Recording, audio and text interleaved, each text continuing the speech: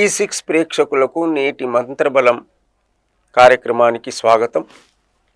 ఈనాడు ఓం శ్రీ శివాయ నమస్తుభ్యం, ఓం శ్రీ శివాయ నమస్తుభ్యం, ఓం శ్రీ శివాయ నమస్తుభ్యం అన్నటువంటి మంత్రబలానికి స్వాగతం పలుకుతూ, సోమవారం సాక్షాత్తు శివయ్య శివాని యొక్క పవిత్రమైనటువంటి దినం ఏదైతే ఉందో, ఈనాడు సోమవారం. ఈ సోమవారం నాడు ఎలాంటిదైనా కానివ్వండి, ఉదయమే లేచి ఆ శివయ్యకు శివానికి ఇద్దరికీ సంబంధించినటువంటి దినం ఏదైతే ఉందో అదే సోమవారం. సోమవారము అనగా చంద్రోదయము, చంద్రునికి కావలసినటువంటిది. అందుకే తాను ఆ శివయ్యాన్ని శిరస్సు పైన అలంకరించుకుంటాడు ఆ యొక్క చంద్రుణ్ణి. అనగా చెప్పే తాత్పర్యం ఏమనగా, ఈనాడు ఎవరికి ఎలాంటి కోరికలున్నా కానివ్వండి, ఆ కోరికలు తీరిపోవాలంటే, ఆ కోరికల్లో ఫలితాలు లభించాలంటే శ్రీ శివాయ నమస్తుభ్యం, లేదా అంటే శ్రీ శివాయ నమస్తుభ్యం లేకున్నా ఓం నమ శివాయ అన్నటువంటి మహామంత్రం చాలండి. పంచాక్షరి మహామంత్రం. ఈ పంచాక్షరి మహామంత్రాన్ని ఎవరైతే 108 సార్లు జపించి శివాలయానికి వెళ్ళి, ఆ శివయ్యకు ఏమీ అవసరం లేదు, కేవలం మాత్రమే ఒక రాగి చెంబెడు నీళ్లు తీసుకొని ఆ యొక్క శివయ్య యొక్క లింగం పైన ఎవరైతే అభిషేకము చేస్తారో అలాంటి వారికి శివయ్య ప్రసన్నుడై మనస్సులో ఉన్నటువంటి కోరికలన్నీ కూడా తీరుస్తాడు అన్నటువంటి శివపురాణం చెప్పింది. అనగా శివుడు ఎలాంటి ఏమి కోరిక లేనటువంటి వాడు, కేవలం మాత్రమే జలాభిషేకముతో 3 దళాలతో బిల్వ పత్రాలతో పూజించినంత మాత్రాన మనకు ఆ శివయ్య శివాని ఇద్దరు కలిసి మనకు మనస్సులో ఉన్నటువంటి కోరికలన్నీ కూడా తీరిపోతాయి అన్నటువంటి శాస్త్రం చెప్పింది. సాక్షాత్తు రాముల వారు కూడా రామేశ్వరంలో ఆ శివయ్య యొక్క లింగాన్ని ప్రతిష్టాపన చేసి అక్కడ యజ్ఞయాగాదులు చేసిన అనంతరమే రావణపై విజయాన్ని సాధించాడు అన్నటువంటి విషయాన్ని కూడా మనం మరవకూడదు. అనగా చెప్పే తాత్పర్యం ఏమనగా, శివయ్య సాక్షాత్తు శివ పార్వతి అయినటువంటి అమ్మవారు అయ్యవారు ఇద్దరు కలిసి ఉన్నటువంటి ఏదైతే ప్రదేశం ఉందో, సాకార రూపంలో, ఆకార రూపం కాదు, ఈ సృష్టి అంతా కూడా వ్యాపింపబడినటువంటి నిరాకారమైనటువంటి రూపం ఏదైతే ఉందో అదే లింగ రూపం. అంటే ఆ లింగ రూపం ఆ గోళాకారంలో యావ సృష్టి అంతే కూడా, ప్రపంచమంతే కూడా ఆ లింగంలో ఉన్నది.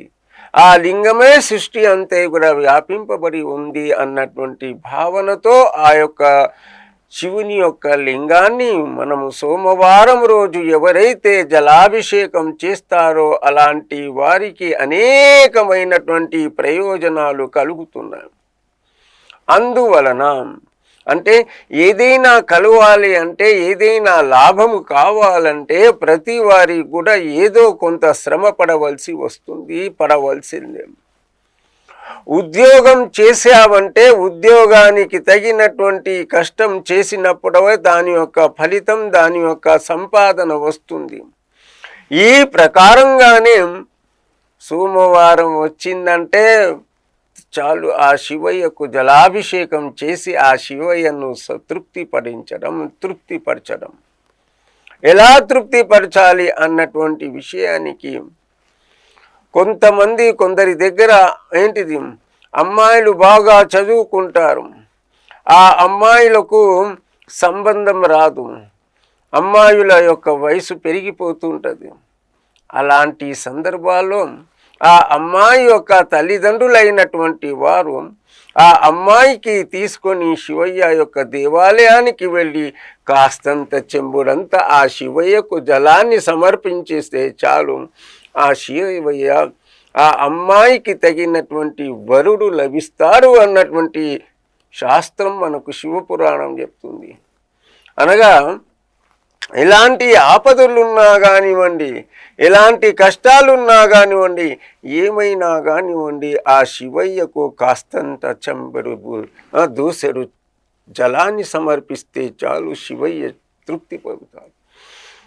ఆనాటి కాలం నుంచి ఈనాటికి కూడా కోట్లాది మంది భక్తులు. అందుకే మన భారతదేశంలో 12 ద్వాదశ జ్యోతిర్లింగాలు ఉన్నాయి. అనగా జ్యోతి స్వరూపమైనటువంటి ఆ శివయ్య ఈ జ్యోతి స్వరూపముల యొక్క 12 ద్వాదశ జ్యోతిర్లింగాలలో లక్షలాది భక్తులందరూ కూడా సోమవారం వచ్చిందంటే వారికి ఒక రకమైనటువంటి ఉత్సవం, వారికి ఒక రకమైనటువంటి పండుగ. ప్రతి సోమవారం కూడా కోట్లాది మంది భక్తులు ఈనాటికి కూడా ఆ శివాలయాలకు వెళ్ళి జలాభిషేకం చేస్తూ తన మనస్సులో ఉన్నటువంటి కోరికలు తీర్చుకుంటున్నారు. అంటే దీనికి కారణం ఇదే. ఓం శ్రీ శివాయ నమస్తుభ్యం, లేదా అంటే ఓం నమ శివాయ. శ్రీ శివాయ నమస్తుభ్యం ఎందుకు అంటున్నామంటే, శ్రీ అంటే లక్ష్మి, సరస్వతి, పార్వతి అన్నీ వచ్చేస్తాయి. అమ్మవారన్నీ కూడా శక్తి రూపంలో ఉన్నటువంటి శ్రీ శివాయ నమస్తుభ్యం అంటున్నాం. శ్రీ శివాయ నమస్తుభ్యం. ఆ యొక్క గౌరీదేవితో, ఆ పార్వతీదేవితో ఉన్న ఓ శివయ్య నీకు నమస్కారం అన్నటువంటి భావనతో, మంచి భావనతో, మనస్సులో ఎలాంటి కల్మషాలు లేక జలాభిషేకం చేయడం అంటే సోమవారం. అందువలన సోమవారం నాడు ఉద్యోగం రావాలంటే, మన కష్టానికి ఫలితం దొరకాలంటే, సంపాదన బాగుగా ఉండాలంటే, ప్రతి దాని కొరకు శ్రీ శివాయ నమస్తుభ్యం, ఓం నమ శివాయ అన్నటువంటి విషయానికి చెప్తూ, ఈనాడు శుచితో శుభ్రతతో ఉదయమే, అనగా ఉదయం 7 గంటల లోపల ఒకవేళ శివాలయానికి వెళ్ళి జలాభిషేకం చేసినట్లయితే 5 వారాల్లో 11 వారాల్లో తప్పకుండా దాని యొక్క ఫలితం దొరుకుతుందని శివపురాణములు చెప్పారు. అందువలన సోమవారం వచ్చిందంటే ఓం నమ శివాయ. ఏ జ్యోతిర్లింగానికి చూసినా కానివ్వండి, సోమవారం వచ్చిందంటే కోట్లాది మంది భక్తులు ఆ శివయ్య యొక్క జ్యోతిస్వరూపమైనటువంటి ఆ లింగానికి దర్శనం చేసుకొని తన యొక్క మనస్సులో ఉన్నటువంటి కోరికలను తీర్చుకోవడానికే సోమవారం యొక్క ప్రత్యేకత. అందుకే వందే శంభుమాపతిం సురగురుం వందే జగత్కారణం, వందే పన్నగభూషణం, వందే మృగధరం, వందే పశునంపితం, వందే సూర్యశశాంకనేనం, వందే భక్తజన శ్రయంచ వర్ధకం, వందే శివశంకరం. ఓం నమ శివాయ, ఓం నమ శివాయ, ఓం నమ శివాయ.